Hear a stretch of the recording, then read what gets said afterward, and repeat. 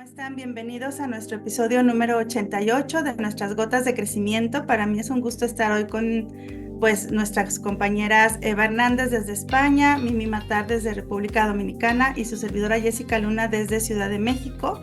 Y bueno, felices de compartir con ustedes este temazo que todos quienes tenemos hermanos nos ha pasado. Es algo que está en todas las familias y el tema es la rivalidad entre los hermanos. Entonces, ¿qué opinan, chicas? ¿Cómo les ha ido a ustedes con sus hermanos? En mi caso, yo soy la mayor y tengo solamente un hermano 10 años más chico.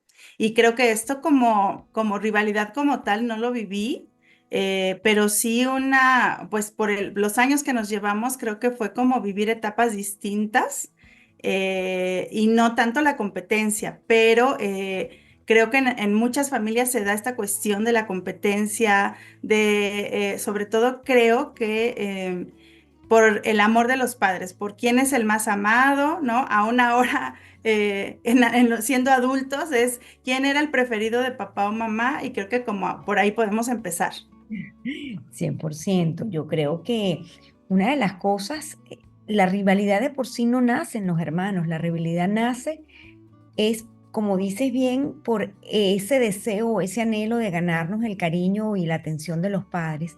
Y creo que quienes fundamentan la rivalidad son los padres, porque sin quererlo pueden tener cierta preferencia con uno o con otro, o de repente estaban esperando un sexo y nace pues hembra y bueno, la quieren, la adoran, pero cuando llega el varón aquello es un desborde de alegría que puede generar una percepción dentro de las niñas. Y hay que recordar que los hermanos es ese punto de partida de cómo relacionarnos con los pares. Y vamos a aprender a relacionarnos con los pares es viendo cómo papá y mamá tratan a nuestros hermanos. Y muchas veces puede pasar que nos sintamos que a nosotros nos dan un trato diferente que al otro. Entonces, a veces los padres inconscientemente empiezan a comparar. Tú que eres la mayor, de repente a tu hermanito le decían, no, pero es que tú tienes que sacar buenas notas porque Jessica es que era excelente en el colegio. Y estas cosas van creando dentro de los niños un sentimiento de yo no soy suficiente, yo no puedo hacerlo igual que él, y ahí se va creando esa rivalidad. En mi caso, bueno, yo era morocha o melliza con un varón, por suerte era varón, pero él era excelente estudiante. Yo no era tan excelente, era buena. Y yo siempre sentía que yo tenía que dar un poquito más y un poquito más y un poquito más. Y eso sin quererlo genera una rivalidad porque estamos siempre en competencia. Entonces, yo creo que la rivalidad nace desde el momento en que los hijos sienten que no son lo suficiente, que hay algo que tienen que hacer de más, cuando pueden sentir por percepción que los padres no le prestan tanta atención a ellos como a los otros, porque puede suceder el caso de que uno de los hermanos esté enfermo y que toda la atención de los padres se centre en lógicamente en este chiquito enfermo, pero el otro que está sano dice, ¿qué tengo que hacer para que me presten atención? ¿Será que me tengo que enfermar? Y en lugar de enfrentar eso con el padre, el niño con quien asume esa rivalidad, no es con los padres, es con los hermanos. Y de allí nacen muchos fundamentos para que inclusive en la vida de adulto, tú hoy dices que lo comentas con tu hermano de forma riéndote, pero inclusive en la vida de adulto pueden generarse muchísimos conflictos basados en esta percepción de que no fuimos los favoritos, de que teníamos que hacer algo más, de que mi mamá lo quiso más a él que a mí, incluso cuando hay este gap de edad que a los niños, en tu caso no sé si te pasó, que les otorgan la responsabilidad de tener que cuidar a los chiquitos, pues en algún momento el niño que es más grande dirá, bueno, ¿y cuándo juego yo? Ahora tengo que estar cuidando a este. Y ahí también se genera cierta rivalidad, porque al fin y al cabo no le están dando el espacio que necesita un niño de cuidado, sino que ahora el niño se convirtió en el cuidador del hermanito. Y eso también genera muchas dinámicas que se pueden ver reflejadas en la vida incluso de adultos. Yo creo que la rivalidad puede generar emociones negativas y no sé qué piensen ustedes, pero también podemos utilizarla como un fundamento o como esa inspiración para emociones positivas o para saber entonces negociar, ¿no?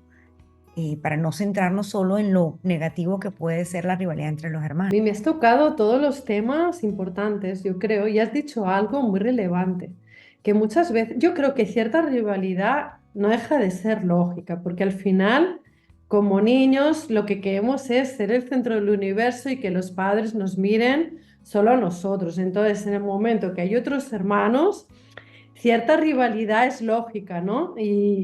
Pero has dicho algo que para mí es muy relevante, que muchas veces, igual con la mejor de las intenciones, son los propios padres o los familiares, los profesores, los que incentivan esa rivalidad.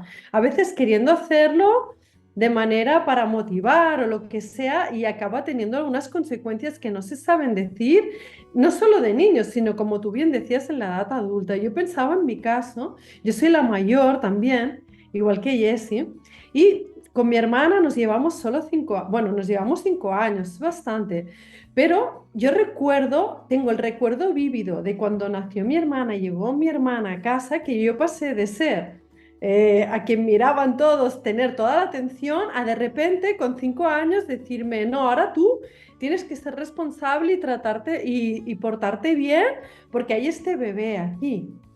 Y cada cosa que pasaba o mi hermana hacía algo mal, la responsable era siempre yo. Entonces es un peso muy grande y muchas veces había esa comparación em, que yo era la buena estudiante de la casa, entonces era siempre la buena comparación esa, pero claro, uno aprende a hacer aquello para lo que te van a mirar, entonces portarte bien, ser buena estudiante, los niños hacen lo que hace ganarse el amor de sus padres, cuando se ve esa condición de que te voy a querer o te voy a hacer caso, si tú cumples esto, es la motivación que tenemos como niños, o hacer eso o hacer lo contrario, ser rebeldes para que te miren de manera negativa, ¿no? Yo era la niña buena, buena estudiante, y a veces lo he pensado, digo, qué peso también, ¿no?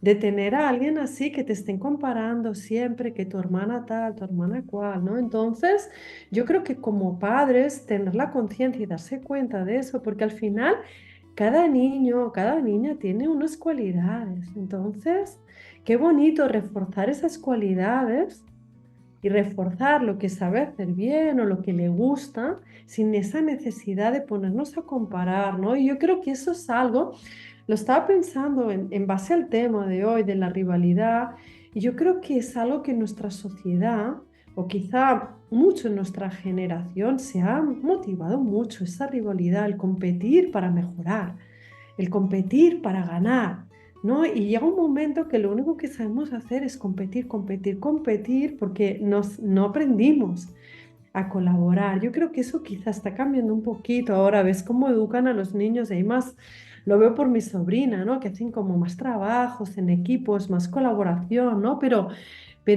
yo recuerdo de pequeña que era mucho ver quién sacaba mejores notas, a ver quién era el mejor en deportes, era peor en deportes, eso era mi cruz. Entonces son cosas que uno se acuerda y que las lleva con ellos y que realmente se van a la adultez, ¿no? Os podría dar un ejemplo. Ya sabéis que a mí me gusta mucho trabajar con los consultantes los temas de dinero y de temas relacionados con las finanzas y estas cosas. Y no os puedo decir los temas de herencia. O sea, con las herencias, ahí sale que si, a quién quería más, quién era el favorito, las cuentas pendientes. Muchas veces uno se calla toda la vida, no dice nada toda la vida por tener paz y llega el momento final, llega esa herencia y ahí salen todos los conflictos familiares y todo lo que no se ha dicho que al final se convierte en algo que no hay vuelta atrás, ¿no? Yo eso lo he visto con varias personas, ¿no? Entonces, wow, eh, hablar las cosas, solucionar todo eso antes de que lleguen esos momentos tan difíciles, ¿no? A veces es importante, me parece, poner el foco en esto que dices de la comunicación, porque se pueden, sí, saber cómo trasciende esto que empieza en nuestra infancia, la adultez, y a veces genera graves, graves problemas familiares, porque también la rivalidad se puede volver desde la parte psicológica un trastorno patológico, o sea, una patología con los niños en donde empiezan a tener insomnio, falta de apetito,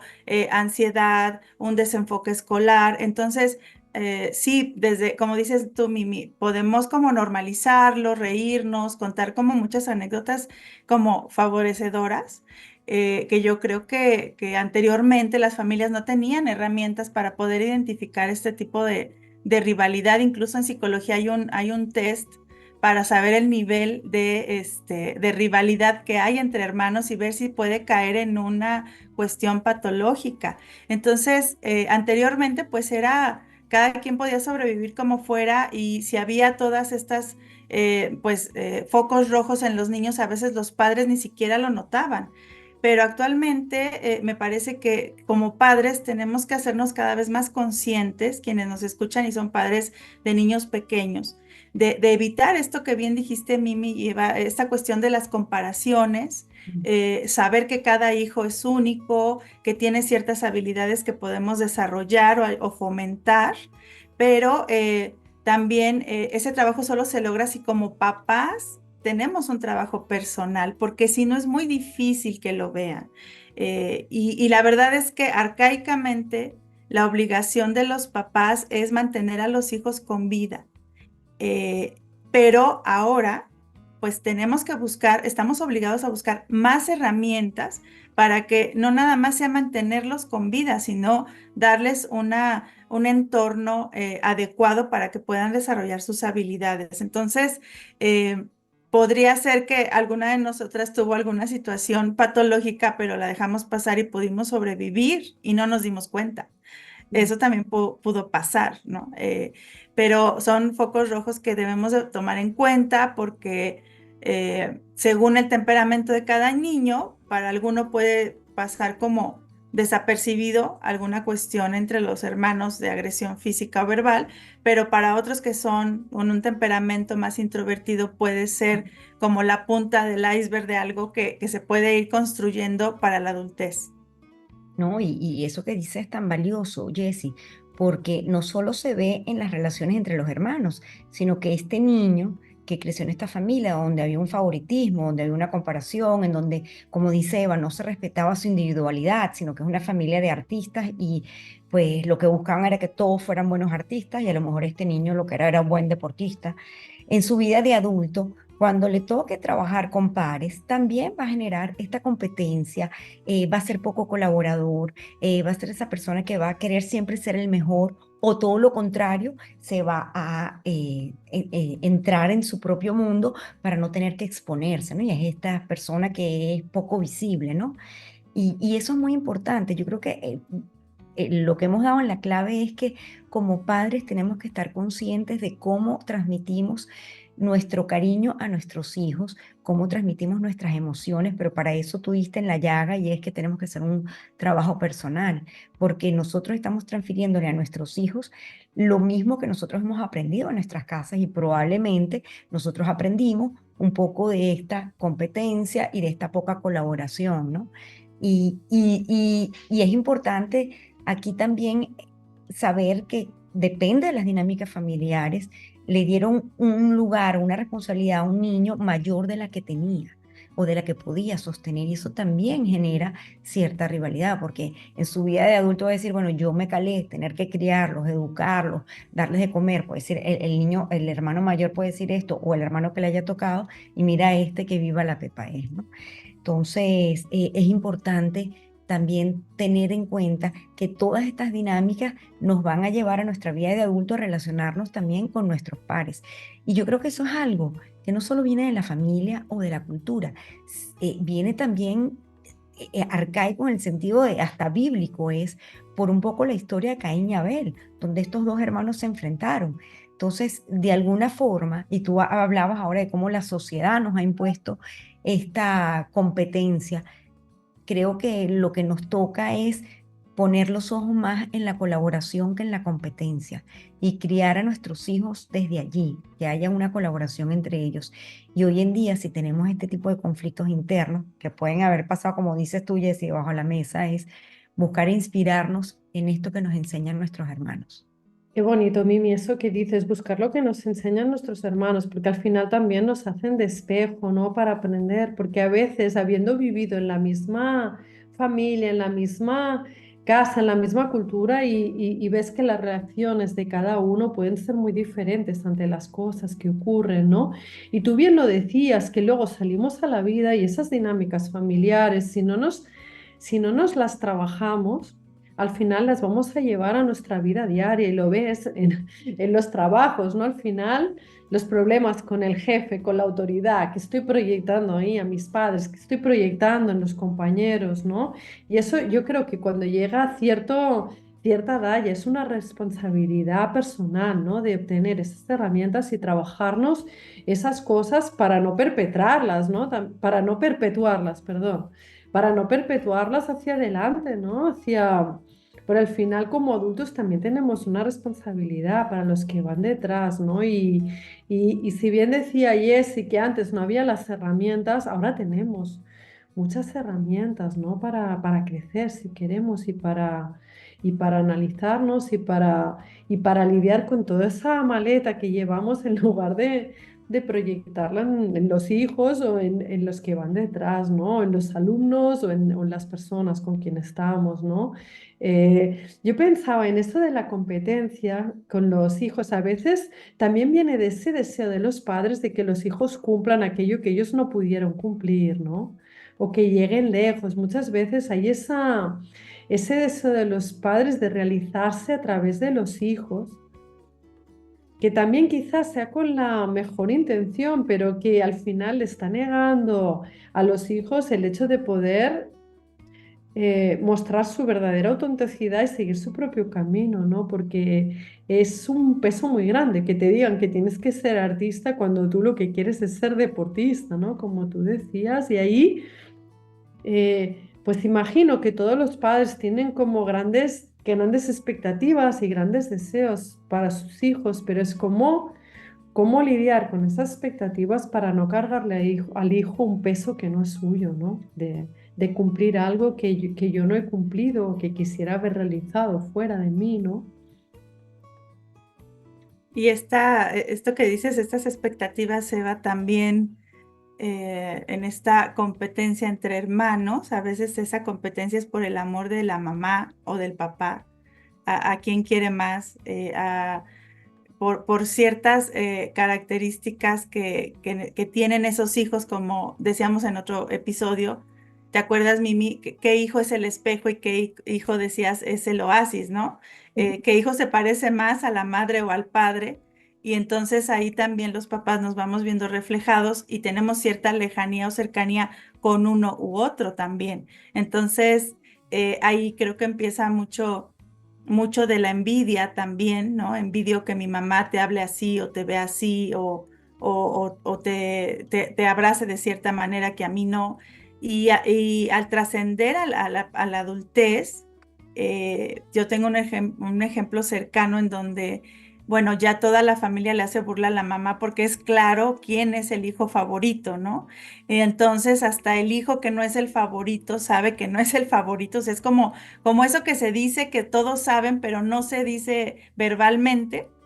Pero toda la familia sabe quién es el hijo favorito, ¿no? Y el no favorito sabe que no es el favorito y ya se ríe de esa situación, pero yo me pongo a pensar, bueno, aunque sea un hombre de 50 años, seguramente aunque se ría y haya desarrollado a lo mejor ciertas habilidades para poder como con esta situación, en el fondo en su corazón, ¿cuál es la posición que tiene, ¿no? Porque lo pasamos, les decía, a esta parte como, ay, qué cómico, sí, ya sabemos que no eres el favorito, pero entre esa broma y broma que hay detrás y eso cómo trasciende en otras áreas de la vida de este hombre o mujer, ¿no? Claro, es que detrás de la risa se esconden muchas cosas, pero en el fondo puede haber mucha inseguridad, mucho yo no soy suficiente, mucho que más tengo que hacer para parecerme a él, y no se dice, sino que se esconde detrás de una sonrisa. Sí. Y en relación con eso que dices, Jessica, yo creo que en las familias hay como patrones.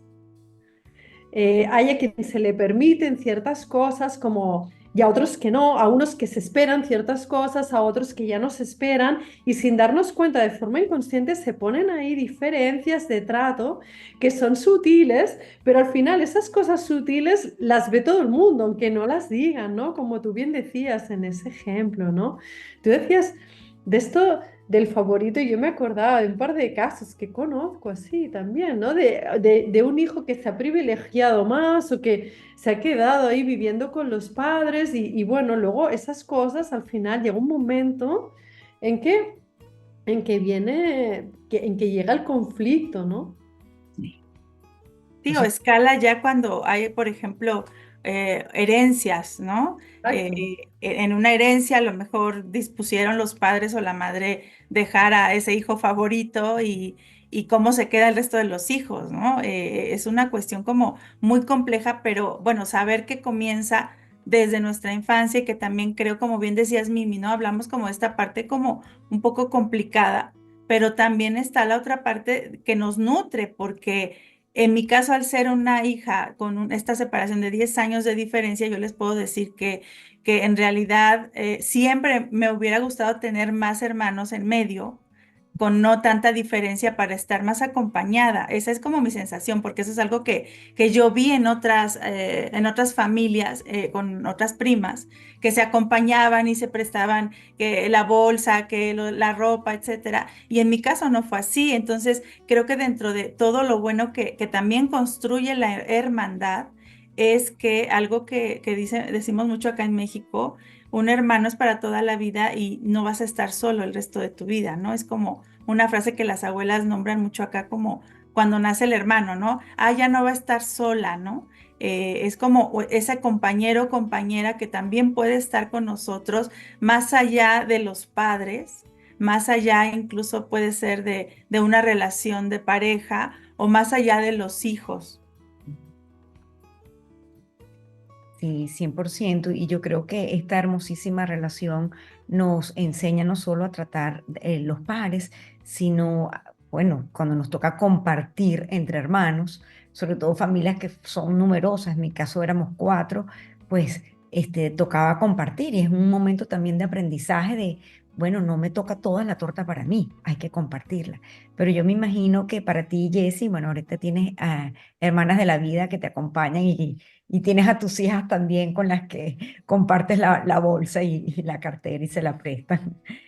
Pero bueno, quizás para poder cerrar, yo me gustaría como dejar un mensajito para los padres que nos escuchen, que qué importante es la comunicación que tenemos con nuestros hijos, qué importante es la comunicación que tenemos con nosotros mismos y qué importante es reconocer esas heridas en nosotros y trabajarlas para poder ser unos padres más conscientes. Y yo creo que es importante reconocer la individualidad de cada ser humano y las fortalezas de cada ser humano y poder decirles a las personas, a nuestros hijos, aquello que sí reconocemos en ellos. Qué bonito, Mimi. Y yo añadiría algo que creo que es importante. Yo creo que es importante sentirse querido por quién eres, no por lo que haces, ni por lo que consigues, ni por tus logros. Porque cuando se expresa el amo, o sea, está muy bien que haya logros y que se consigan cosas, pero cuando la atención de los padres está solo cuando hay logros, nos podemos convertir en esas personas competitivas, ¿no? Porque es la única manera de comprar amor de pequeños. Entonces, qué importante poder expresar ese cariño, ese amor, simplemente por el ser, no por la acción. Espero que me explico lo que quiero decir. Sí, saber que cada hermano tiene un lugar y es único, irrepetible, con todas las habilidades, más allá de lo que se pidió como en la familia.